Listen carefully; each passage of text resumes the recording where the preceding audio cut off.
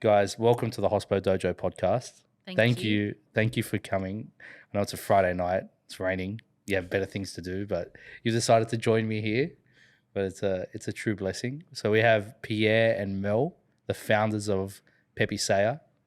For me, Pepe Saya, when I see the brand, I seen the brand first at Carriageworks in like 2013 when I was out of high school.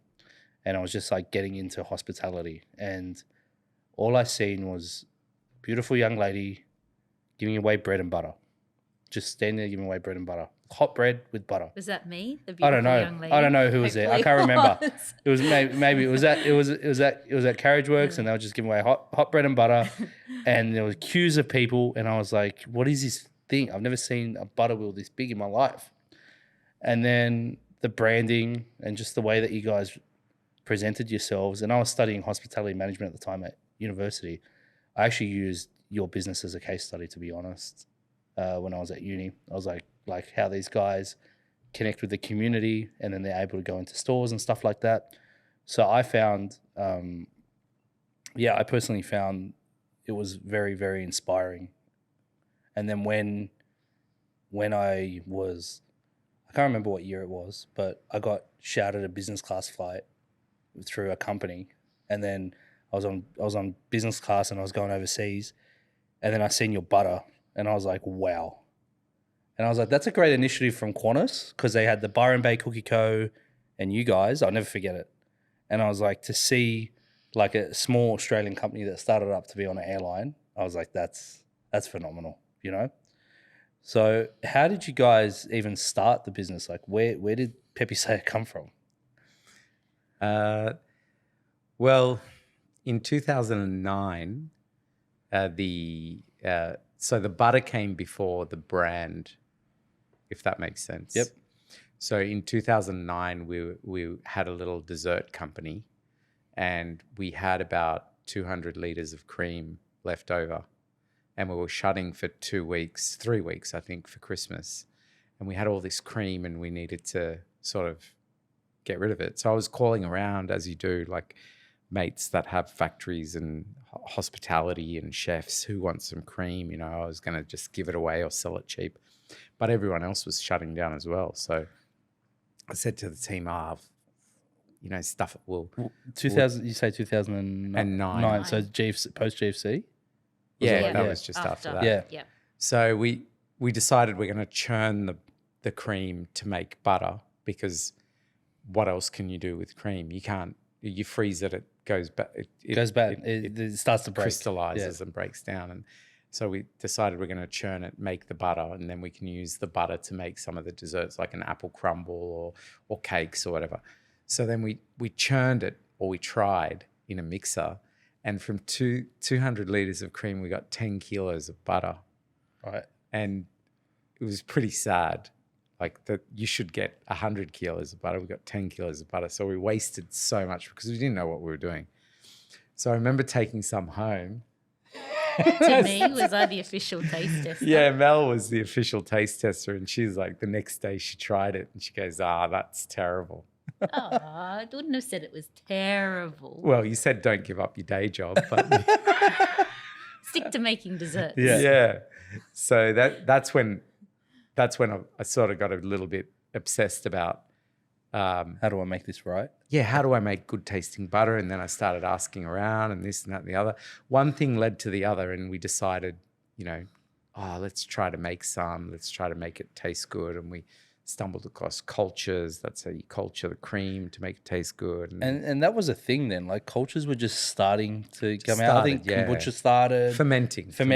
That big, whole process was, It was just starting. Yeah. You started seeing some bars overseas doing like fermentation as well. Yeah, exactly. So then it was like, then we sort of were looking at good tasting butter and where can you buy it. And Mel would always buy European brands, that yellow one, Hermione. Hermione from, can't remember where it was from. Netherlands? Yes. I think maybe, yeah. And so we always had really good quality butter at home. Sorry, I'll just stop you there. What's the definition of good quality butter? I know besides Pepe Saya. Flavour. flavor in the cream. So and this is what it comes to. So we thought, because I was in hospitality or making desserts, I went and visited some chefs and I was talking to them, and I found that the hatted chefs had to book their allocation of butter from Europe for the whole year. So they were bringing it in through, say, Simon Johnson or Australia on a Plate, and they'd have to know, okay, we need X amount of butter in the year. And I was like, oh my God, you mean you have to allocate your butter? But Australia is like, we export 90% of the dairy we make. Is something happening? Am I missing something? So when we got talking to a lot of chefs, that just like my brain was just going 100 miles an hour going, oh my God, there's something in this. Like, hold on. What do you mean? You buy butter from overseas. You gotta have an allocation. You gotta book it in for the year. What about the costs of that? The food miles, the this, that, and the other. And then I started asking the chefs that hatted chef restaurants, why don't you like Australian butter? Like, what's this problem? And every single person would say to me, well, first it tastes like salt and water. There was no flavor in the fat. And I'm like, okay, interesting. And then the more you talk to the chefs, you get the real explanation of it. Well, when people come to my restaurant and I'm charging them $200 a head, because that's when degustations were big, around 2009, 2010, they're paying $200, $250 a head to come and eat here. It's the first thing they're getting is that bread roll or the hot crusty bread with butter, and that sets the scene of the whole dinner, and it's part of it, builds the experience that they have. And I guess is it quite hard for a restaurateur to make butter in house? Or it's just annoying? Probably messy. It's a messy job, as we know. It's a nuisance. I think, a few restaurants have started making their own butter. They've obviously served our butter at one point in time, and they've thought this sounds like a really nice novelty, and they start making their own butter, which is fine. We support that, no problem at all. But eventually it becomes tiresome for them. But there was like Mark. Remember Mark Restaurant up on Surrey Hills? Mark Best. Yes. So they wanted us to come in and teach them how to make butter when we first started. And Parsi was the chef there. Yep. And I said, no problem. They were buying the cream from the same farmer we used, John Fairley at Country Valley.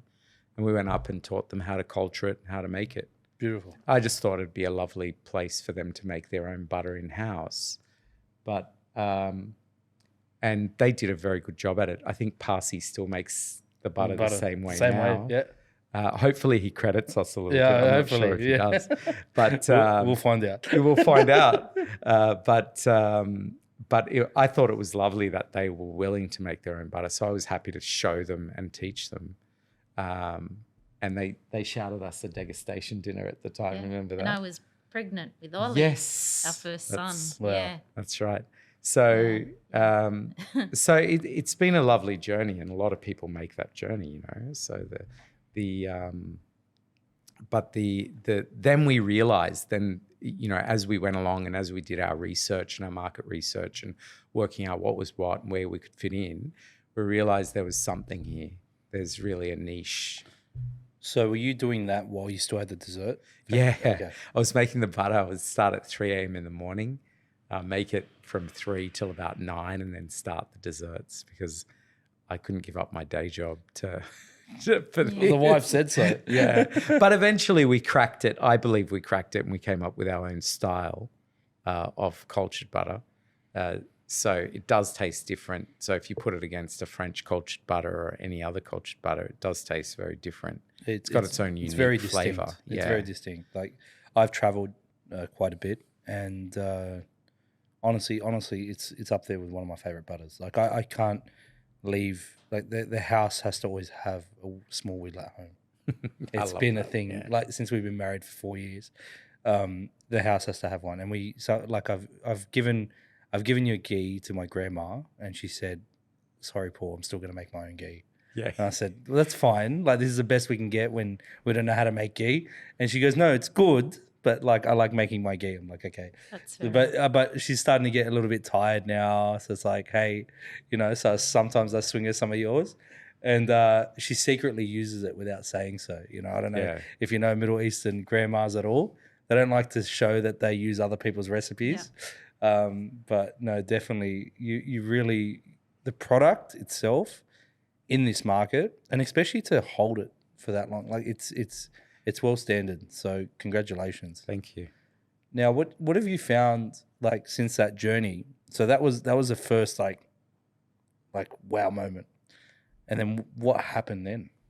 Well, I think the tears on the couch definitely happened around 2011 when we realized that, we got it into retail quite successfully, but we couldn't crack the chefs. We couldn't get the hospitality to use the Tough market. Yeah, tough market, because the main thing was, like, you got to remember 2010 was a different than, landscape than today.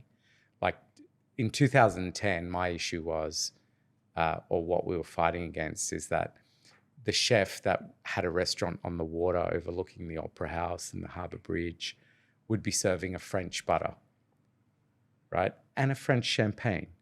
Now, today, you're still being served the French champagne, but I doubt any chef in their right mind would be serving you French butter looking at the Harbour Bridge or the Opera House. Like, it just seems like Doesn't make sense. Doesn't fit anymore, fit. right? It's all local, and so The culture's changed. the culture's changed because the Boom, boom. yeah. So the pioneers of buying local, supporting local. I mean, Alex Herbert would be one, Neil Perry, Matt Moran. There's so many chefs Ingersoll, Mike McInerney. And we never used to talk about the food mile.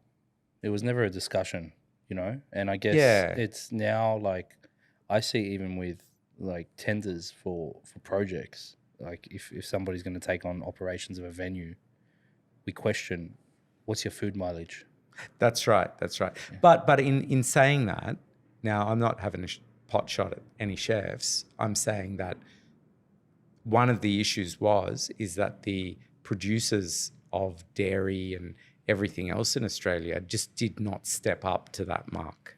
So you got to really remember think about what I'm saying. So the chefs would be like, well, we don't have access to this product to be able to showcase that. We want to serve our customers the best. That's it. That's where it stops, right? So they want to give the best to the customers.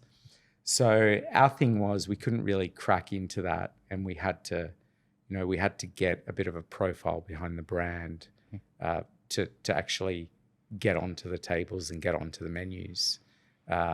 We had to give a little bit more than just good flavor. We had to give a bit more than that. So we started to tell our story where we were educating people about the flavor of the butter, and that, I mean, we've always stayed true to how the butter was made first back in end of 2009, 2010. The butter is still made the same way, and we haven't changed that recipe. We've just pushed through educating the general public and the chefs about how to embrace the flavor of our butter and how it changes over the course of its life, and it becomes more pungent and more flavoursome. Who would you find was key to your assistance in the communication? Or was it just you? It was both of us. Oh, my God. Yeah, a lot of people. Yep. A lot of people, our distributors, our friends, Rob Locke, communicating our story, doing videos. But you must have had to get them to buy into the story. It's not like everyone just start communicating, right? Well, yeah, I think I think the important thing is the mindset. So once your mindset is, you're at the right frequency, then everyone at that frequency can hear you then, and then understand what you're saying. So it's like when you go out and do sales and you're talking to a customer, if they're not at your frequency, forget it, just walk away, Cool. So, and the general public as well. So it's like an alignment. You're like, this is what we're doing. Do you understand why we're doing this? You know, we're making an impact here. Do you want to follow through with this? 100%. So that's why the Carriageworks Farmers Market was a really good platform for us to spruik that message to the wider audience, because you're already capturing the right type of customer that, I mean, they're shopping at a farmer's market. They're there buying their organic fruit and vegetables. They're buying their organic grass-fed milk. Beautiful meats. Meats, exactly. They're happy, you know, to shop there and spend their dollars, their hard-earned dollars there. It was the perfect place for us to get out in front of our people, our customers.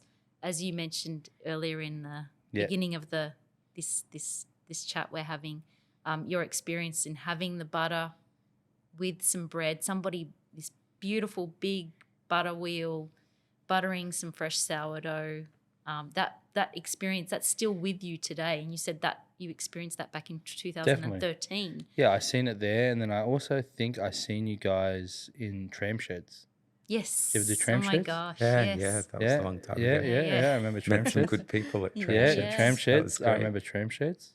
Yeah. And I think I connected at Carriageworks, but I connected more so at tram sheds, and that was when tram sheds like really just opened. Yeah. It was as a precinct, and you guys really did do a really good activation there, and it held well for a while the tram sheds was there. So that was phenomenal. Just like, so what made you think this is the best way to show it off, butter and bread?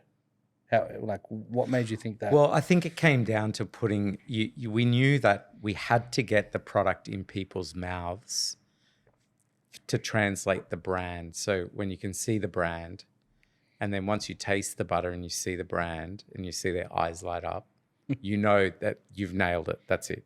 That's it. And then we've never been able to let go of that formula, have we? I know. It's still like today, every Saturday we're there buttering. Like tomorrow, Pepe said he and I will be there at the stall buttering bread and lashings of butter. And it's just people, it's like their rite of passage when they come to the market. They've got their coffee in hand from their Singolo, celery and their and meats. they're coming up to get their free sample of Pepe Saya butter and bread. It's our community service to the and we're greater happy good. to do it. Yeah. We don't have a limit. You can just come up and have breakfast. No one's obligated to buy the butter, but and some people will come up and grab 2 or 3 and That's for my husband. Yeah, and I go, okay, it's for your her husband. Yeah, okay. Just say it's for you. Just have a couple extra slices. Yeah, that's absolutely fine. And then it's so funny. A group of people came up, and a guy kept coming back up, a young guy, and he had like 3 or 4 samples, and his friend caught him out and said, "Oh, you know, he's had like 2 already," and he said, because he came up to me and said, "I've got it. I haven't tried this before. Can I try?" I'm thinking, yeah, I've seen you before. You came here like 3 times before. And his mate caught him out. They forget that you're human, right? They think that you just like pass the No, lotion but up it's bread. good. It's good. It's We really like good. we like It's having it there. entertainment. We want It's it to. Yeah, part of our thing is we have to do the bread and butter tasting. Even on slow days, doesn't matter. We just do it. It doesn't matter. And people are blown away still by that 2-kilo wheel that we have with the paper and string. And you got to give a shout out to Sonoma, because like they supply us the bread every week in, week out. Without a doubt. Yeah, that's And how many their years has bread that been running? Since we started the market. Just as a shout out to them. Hats off to them. They're amazing. Yeah, they do beautiful work, and they like started from humble beginnings as well. Like, you know, same thing. They're the real deal. It's great to see a company do that well. That's beautiful. And have you found? So you start the 2011, then you decided to shut the dessert shop. Yeah. When was that? We closed that off about 2011, 2012. And then you just went sort of full scale butter. Down, then full scale butter. Yeah. And you entered the hospitality market, you were tipping your toes in, you were in the retail side, volume started growing. You obviously came across some pain points along the way. A lot. Yeah. You know, like scaling isn't easy, especially in F&B. That's right. Especially in wholesale when you got accounts, chasing money. Yep. Yeah. And chasing money for butter. right? And So we could butter our bread. so you can butter Yeah. your bread, right? What was it like entering that level of operation for you two? It was, yeah, it wasn't easy. I mean, we had to get enough mass to be able to then convert it to something bigger and bigger and bigger. So now right now we're onto our third creamery or factory. So first we started at St. Peter's, and then we went to a share facility in Tempe, and then we now have have a large or medium size creamery factory in Carriageworks, and we're probably one step away from hopefully the final one. So it's still one more step to go, and you really do have to. You don't want to chew off too much. You want to crawl, walk, run sort of thing, and that's what we did. We waited till we were bursting at the seams. I think, as Pepe said, our first factory where we started making the desserts, it was like how big? It was small. It would have been maybe Small. 150. It was actually 200. Antonio's Philo Pastries' first factory. Oh wow, In St. Yeah. Peter's, yeah. St. Peter's. It was their first factory yeah, that we did it in. wow, And then later on in our career, we met them. yep. Yep. And they're such lovely people. They're like beautiful family. product, Yeah. Beautiful product. top And beautiful product, people. used by every beautiful family member that you know. Yeah, Any yeah, Philo yeah. pastries that Ah, is there. it's But that was a great little spot because we were on a main excellent. road and we were able to capture a lot of traffic. We did some blackboard signs to promote and advertise the products that we were selling. Close to the motorway, Yeah. accessible to the city. Just off the Princess Highway, Yeah. Campbell Street. So can't it's really can't good. go Yeah. wrong. Now it's apartments. Yeah. Yeah. Like or everything else. They widened that road and Yeah. it Yeah. got demolished. So we scaled, and then what would you find during let's say your first round of scaling? You know, so you cracked the restaurants and you cracked all that. In your first round of scaling, where you were bursting that little factory, what was your biggest problem? Well, I think your biggest problem is always when you're scaling a product like this is your labor cost, and then so because of labor cost being so high, it's just break even. So you're pretty much always at a break even because once your input cost is cream, that's quite high, and then your other biggest cost is labor. I mean, it's pretty crazy. Yeah. Like we I were think our labour cost was at, 36%? 39%. Yeah. 39%. Yeah. Wow. That's huge for manufacturing. That's Yeah. huge, but it's That's massive. handmade. Yeah. Yeah, I totally understand. So normal butter, the average the average labor cost for butter nationally in Australia would be 6.4% labor cost. But it's made very differently. That's Yeah, that's machine-made. industrialised, Machine highly based. processed. Highly processed. Yeah. But the consumer doesn't know that, right? No. So when they look at your butter and they go, $9 or $3, I mean, But you're at $9 still sitting at 39%. that's right. That's what I'm Like saying. there's a ceiling, I guess, where like how much is somebody going to pay for butter?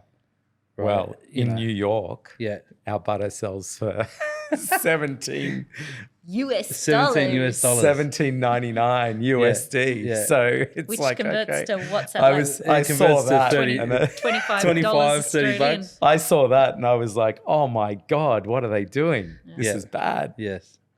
But So- it sells. But it sells. The guy's on his third order in a month. Good on So- God bless him. Good on him. Yeah, like The Let him guy do his owning thing. the shop has Yeah. a Rolls Royce. Yeah. for We're not obvious getting that. reasons. No, But you know what I mean. yeah. So there is a disconnect. So in the scale up that we did, the labor cost was massive. So we knew we had to go to semi-automated or at least help with Assist in the reducing the labor. production. Yeah. So when we moved from Tempe to Carriageworks, that's when we were able to get, just by having more space, Yep. we reduced labor costs. And wow, because Yeah. Efficiencies. just efficiencies, Efficiencies. right? So Just on that, it's you- not you always lost like working on 7, top 8 of it. points. Yeah, wow. Just from space, and then Even though that your rent probably went up, rent went down. rent went down, Yeah, and labour costs went down because you you were went to a getting bigger space. in Tempe. You're like Tempe's Marrickville, Right. Marrickville, Tempe, right near IKEA. We were so like when you looked at what we were paying per square meter, it's like it was And we were half of sharing with somebody Sharing else, as well. another and you were in a shared producer. facility. that. So we went to 1,200 square meters now, and yeah, How was sharing? That was interesting when you guys said that. no, it was good. It was okay because Do you recommend it for someone that's scaling? Yeah, someone right at the beginning is good. Sharing right at the beginning because all your costs are shared, so it's mind blowing as long as you can have your own space. Yep. Right within that share parameters. It's very important. Yeah, so we were very lucky. We shared with Pat and Sticks, Okay. so that was Yep. it was a lot of fun. It was a lot of There's a lot of synergy there, right? yeah, You're yeah, sharing with the right sort and of people. and we ended up really lucky because one of the guys involved there was a guy called Ben Dutton, who owns Ridiculously Delicious and The Stock Merchant, and he had a So part some of Pat and Sticks. beautiful retail lines. Yeah, but he had a good he had a really good Commercial knowledge mindset. and, yeah, so we sort because of Pat and bounced. Sticks just went like out of nowhere. Yeah, Yeah. yeah, Just they're great. They did a great job. The ice cream Yeah. sandwiches. But they, it's tough because it was handmade and they were the same as us, like Yep. sort of that worked. But then once we outgrew that facility, they left. So we had a deal, whoever outgrows first stays or leaves. Yep. So we sort of outgrew it. So they left and they were outgrowing it too. So we kept the facility, we were on our own there, and then we had to move because we needed something like 3 times that size. Well, And we So- were planning on exporting. Yeah, because we knew export was sort of our only way forward. next step. Well, So now yeah. you're at like 3,000 square meters, or close to. No, 12. 1,200 But- now. Yeah. Ah, And then no, we've got but a we've got warehouse we've next got door. next door. We had to expand next door. Yeah. Yeah. Yeah. I don't know how big that is. About. Oh, so the 400 other one square was meters. about like 500-600. The Yeah, other exactly. Pat and Sticks ones. Exactly. Okay, fair. Sorry, excuse me. So, if now, and then how'd you get into the airline? How'd that happen? Well, Alex Woolley, who used to be the chef, the head chef at Est Yes, in Maryvale, beautiful venue. he wanted to use the butter. He tried it. Got a He funny knew- story on Est. I'll tell you later. he knew Roger Barstow at Rockpool Consulting and told him about the butter, and Roger had a try of it, really loved it, and obviously we got Neil Perry's blessing on it somewhere along the way, I'm sure, before it went on the airline. And then we actually developed some product like the butter as at the time for first class. So they helped us a lot Wow. with developing how it should sit, what it should look like, and all that. So they were great. They're the team at Rockpool Consulting they're professionals. Like, What year was that? I think that was 2012. I would have said, 2012. 2012. But it was we were doing the cup medallions. Yeah, with a cutting by little hand tab on top. with a Pepe Saya paper tab on Yeah. top. And it used to sit in a ramekin. Mm. Yeah, And you would have to produce that in your facility correct. Yeah. on the ramekin, or no? No, we'd no. put it in a You'd case. put it in the a container? really nice cake box with Yep. layered with paper and And then they would put it on the ramekin on the Yeah. on the flight. But it was great because doing those sorts of things really pushes your QA, like your quality assurance, your HACCP, you making sure, because they'd come in and audit Forces you. you. And they really are a bunch of professionals at Qantas. I remember Kevin Drew, he was the man in charge at the time of the QA part or the catering part of Qantas. Qantas Catering, wasn't it? Q Yes. catering. Q Catering, Yep. Q Catering, that's it. And he would come into our facility and go, okay, you need to do this, you need to do that. And we were like sponges. We were like, yes, tell us more. We want to do it. Like we just do everything he said. Because it meant we could improve, and you're getting this knowledge that you just cannot buy. No, you can't. Can't buy that knowledge. So he was great. Kevin Drew and Neil McIntosh and all those guys that had such a big influence on how we did our QA. From we'd really really sponge information off them, like something Definitely. wicked. And Unapologetically, Yeah. like these guys, hey, you know more than I do. Yeah, Tell me. tell me more. You know? And that's, along this whole session that we've sitting down, I found that you've had amazing people along the entire way Oh, through your 100%. journey. Yeah. But, everybody has opportunities to meet people. And we always face a new person probably every day. So like even in passing or at work, different stakeholders, you meet new people. What's one way that you found that you retain that engagement or you retain that connection when you really thought, hey, this person can help me on my journey. I don't want to use them. I don't want them to feel like I'm using them, but I really do need their help without having to pay them potentially. Like how did you, because a lot of this stuff that they were helping you, they didn't need to. They could have just turned around and walked away. Yeah. Which in some cases happens, but for you with your beautiful energy, you've been able to maintain this relationship. What do you think? I think for me, it's always comes down to purpose. So if you have a purpose, they have a purpose, you have a purpose, the purposes meet, you sort of got those synergies going on, and there can be something. But I find it hard to take from anyone without giving back. So I have an issue with that. But yeah, I think that it comes down to, there's two things it comes down to. One, a friend in need is a pest. Whoever said that was right.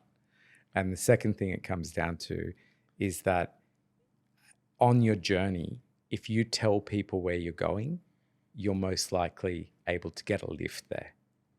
Wow. So that's a really important lesson that I learned early in my career. So, and that is what we call, in modern day, we call communication. Yeah. Right. So the more you're able to communicate where you're going to, the more likely, you're going to say, oh, well, you're going to Z, but I'm going to, C. I'll take you to C, and you just keep going. So, wow. I think that's my interpretation of where and how our story was, and the amount of people that built Pepe Saya was not just Mel and I. Yep. It was like every single step of that way, like they're all part of that. It's like that old saying, it takes a village to raise a man, yeah, right? Exactly. And that's so, wow, that what you just said there, tell people on your journey, someone will take you there. That's phenomenal. Like I've talked to a lot of people, not many have ever said that. So yeah, it's important to understand that part. But that shows that you will also do the same for somebody else. Yeah, he does. Yeah. That's what I quickly found, For someone to say that openly would means that they would do the same, right? Absolutely. And kudos to you. You're a true gentleman. I don't know about that, but no, but we got taught a very valuable lesson early on in our career. Is if you so for me, there's two types of people. You've got your shark and you've got your artisan. And the shark is there to take whatever they can get, and it's very short term. And the artisans, the artisan code is that if someone sits with you and asks you a question, you've got to tell them the answer. You share your table and your knowledge with them. So there's been a lot of people in our journey that have been absolute champions, artisans of that, and really hold that up and really helped us through. Like even people that you might pay as consultants, but they give you beyond that means. Yeah, of course. Yeah, there's some people that like genuine, and advice is there. You take it or you don't take it, right? It's up to you what you take. And there's been a lot of sharks along the way as well. Yeah. So as I was saying, through my career now, I found being on the artisan side a lot more. The success of my client is fruitful to you as an individual. And I've got many clients on a retainer where we touch base once a week and stuff like that. But then I'm like, this is my mobile number. You call me whenever you need me. Like if you need access, you need something done, just pick up the phone. We need to make a decision together, right? I guess a lot of the listeners would love to know, what's one piece of advice you would give to somebody starting up who wants to supply to restaurants just like you did? God. Uh, it's I guess make the best product you can possibly make. Stand behind it, and don't forget that you have to knock on doors and and you know, don't. That's I mean, I'm not sure what sort of advice I can give on that. You can break it down. It's okay. We can start step by step. Nothing happens overnight. Well, I think that most, like, if we break it down, most chefs are happy to have new products come to them. And I think the biggest thing is don't be afraid to go and visit the chefs and give your sample. And So how do they visit that chef? Like, what should they do? They just rock up to the restaurant. Like, hey, here's my product. I don't know. we hit the what was the restaurant guide? Yeah. Padded restaurant guide. I was sitting on a stool in our factory in St. Peter's. Yeah. And that's what we did, I yeah. just So was you just going got the through good- the book. good and food with a guide We out. sent samples Yeah. out. There was a lot of sampling, I think, from our point. We sent 400 samples of the butter to the chef. 400 chefs got Wow. it. But I think it's important to qualify the customer, that you're not just send Yeah. samples out to everybody. I think it's important to. But yeah, I think it's like the best piece of advice I ever got was, that I could pass on, is that don't forget you've got to pound the pavement. You've got to go door knocking. That's the success in early stages. That's how you're going to make it successful. Don't rely on just media. Yep. Like I see a lot of people doing that now. They just rely on, social media or whatever. No, you got to get in front of people. You got to talk to people. You got to explain what you're doing. I think that really works. And if someone's like an introvert, because, a lot of chefs quite introverted, right? A lot of people are introverted in this space. It's why we love the kitchen sometimes, right? You're introvert, you want to show your creativity. You don't have that confidence to go speak to somebody sometimes. You don't. That's why, I always say people in the kitchen, they never want to work front of the house because they don't like confronting people. Yeah.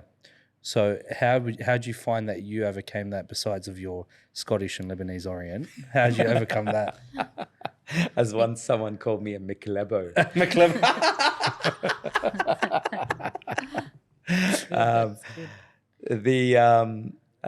No, I don't think that's something you need to overcome. The qualities of a person, whether they're introverted or shy or whatever, I think they should just hold on to those qualities that they have, because that makes them who they are. And that's the sort of advice I give to my own kids. Like, don't worry about how you feel. Just be comfortable. You got to learn how to be comfortable with yourself. In your own skin. Yeah, as you are. Just you own don't it. need to change anything. But I think when it comes to a product or business, you do have to put the superhero mask on, and you do have to go in as a different person and challenge and take what you want to the world, right? Because nothing comes by sitting back and waiting for it. You got to go chase it. And those words, that all our parents told us as kids, is that you got to go out and chase it. Like, my parents told me that. Doesn't matter the background they told me that. And everyone, your parents Nothing told you comes that. to those who wait. Yeah, exactly. You got to go out and get it. So I think, like, if you've got a product and you want to get into that space with chefs or anyone, airlines, or you want your butter served on cruise ships or wherever you want your product, doesn't matter the product. You got to get in front of people and you got to talk about it. And you got to, the more it, like Mel said before, qualifying. Your hit rate is much higher, right? So if you qualify 10 people, you're most likely going to get 8 or 9 sales out of it, I mean, I know when we were doing some sales in the US recently, like, we would take some of the butter with us and we would get the chef to get some bread, crack open the butter and butter it, and we'll eat it with him or her. You don't And even it have was to talk. yeah, it's like as Pepe always says, let the product speak for itself. It can do all the talking, and once they've Amazing. tried it, that's it.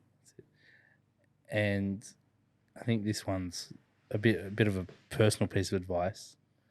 How have you two managed to stay as such a, like, I'm in the presence of you. Not many people can see this. Hopefully on video they'll see it, but in your presence you can see that you guys are so well connected and so beautiful together.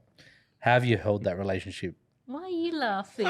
Because he's like he doesn't like being called beautiful, but I'm thinking, bloody hell, I've just spent 3 months overseas yeah, out of the 6 months of this year. Yeah. So we haven't been able to be together much this year. So it's been Yeah. a hard year for us. It really has. It's completely turned our world upside down. it's a short time. It's not a long time. It won't that pass. But you've Yeah. had we're talking from 2011 and then to now. You scaled this company. You've gone international. You've moved 3 factories. We've had kids. You've had beautiful children. Yeah. How have you managed to keep that, a successful marriage as a successful partnership? Sarcasm.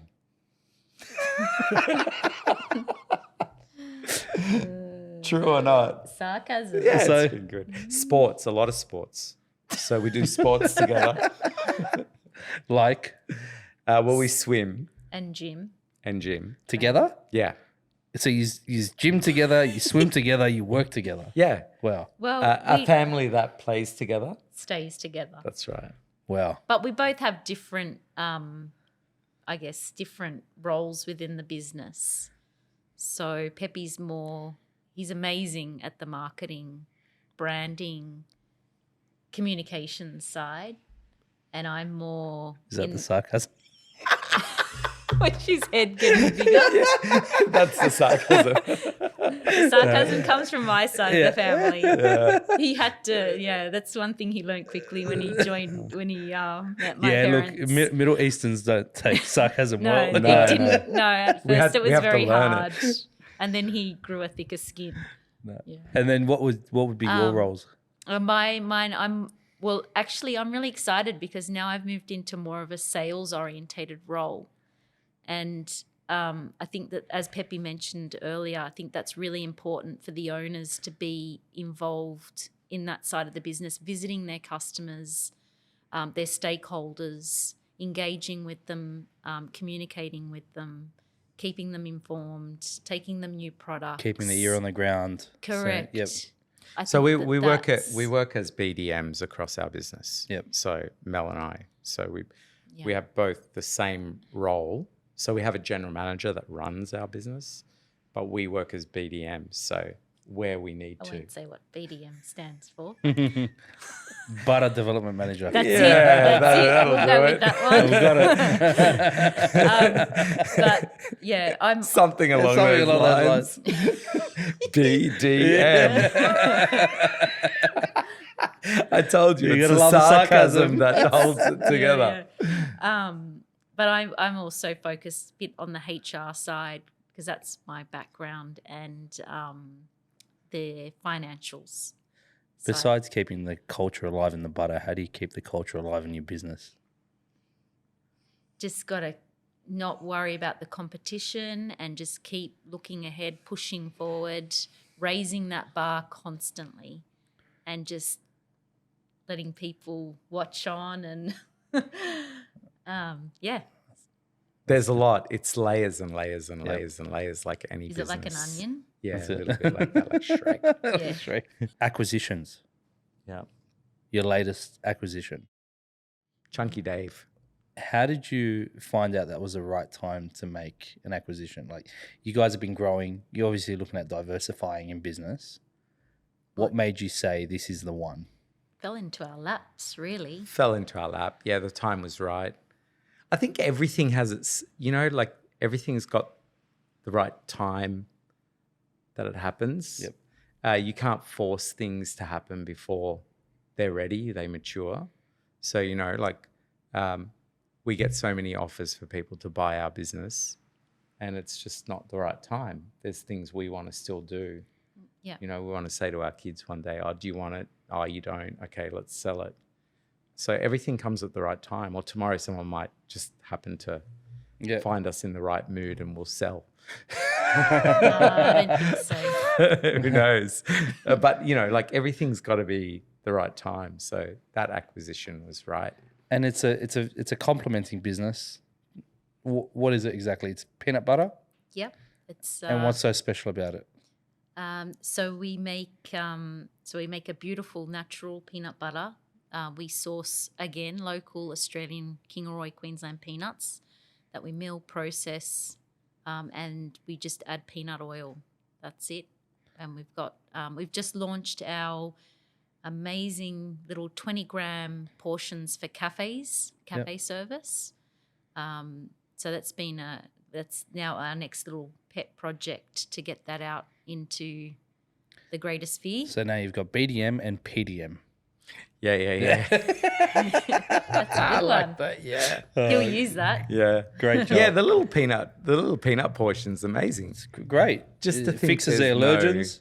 Exactly. Yeah. My little sister's And more anaphylactic. decanting of a. Yeah, that's big in that. That's what we're finding now. Like a lot of, like we're finding that hotel market are really into the portions because they go, oh, well, allergens, we can't have anyone doing something stupid here. It's got to be in a container. And I think Uber Eats as well has obviously taken off. So a lot of And cafes doing portion Uber control, Eats. to be honest. Portion like control. right now, portion control is anything. Yeah. Like it's everything, sorry.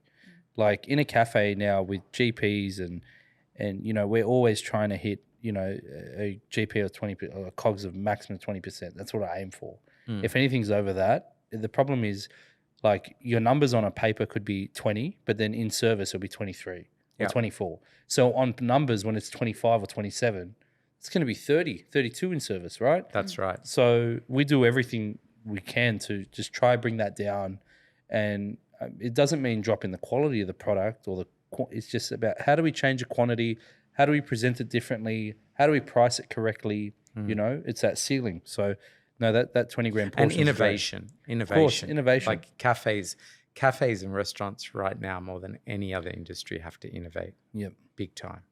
Actually, we interviewed, we did a pod with one of your clients, Happyfield. Oh my God, yeah, they talk Jesse about and Chris. innovation. Yep. That's if you could have a model of innovation, Yep. those guys are it. And they were when they first rocked into Haverfield, they were told, "You guys aren't going to last 2 weeks here. Should shut the door." And then they win. You know, not only do they get Cafe of the Year, but Good Food Guide brought back the award and they gave it to somebody. So they must have had to, you know, do something. Even though there's been such amazing cafes recently, yeah, definitely. Oh, that's beautiful. Thank you so much for spending your time today with me. Thank you. It's been an amazing episode. I've learned so much, and you've truly opened my eyes to so many things. And I guess whoever's listening to this, hopefully they can get just a taste. If they listen to the whole thing, I hope that they could really see the value in what you shared with us today, and especially, you know, you should be proud of your journey and hold your head up high. And like, you know, soon to be, how we have Qantas as the spirit of Australia, we have Pepe Saya, the spirit of Australian butter. Well, what's your slogan for butter? Oh God, I don't know. Do you have? Say a one butter at a time. Well, the round. that's always been our slogan. That's our- Yeah. Like, Yeah. one butter at a time, and then there's the round butter with the head on it. Yeah, but I think I like the one butter at a time. One butter One at butter a at a time, time. because we didn't know how we were going to, like they used to say at the beginning, they used to all ask, well, what's your business plan? How are you going to get, well, one butter at a time. And all these consultants would say to you, well, no, that's not, it's not specific the numbers enough. don't, yeah. I go, what do you mean? It's just one butter at a time. butter. There's 24 million people. Yeah. It's one butter at a time. And So tomorrow it's like 600 bread and butter tastings at Carriageworks. That's 600 more people, people. mouths That's that it. we've got Pepe Saya butter into. Guys, thank you so much again. It's been a blessing thank you. and Thank a pleasure. you. And I hope we keep the channel of communication open, and I look forward to watching your journey grow. Thank you. Thank you.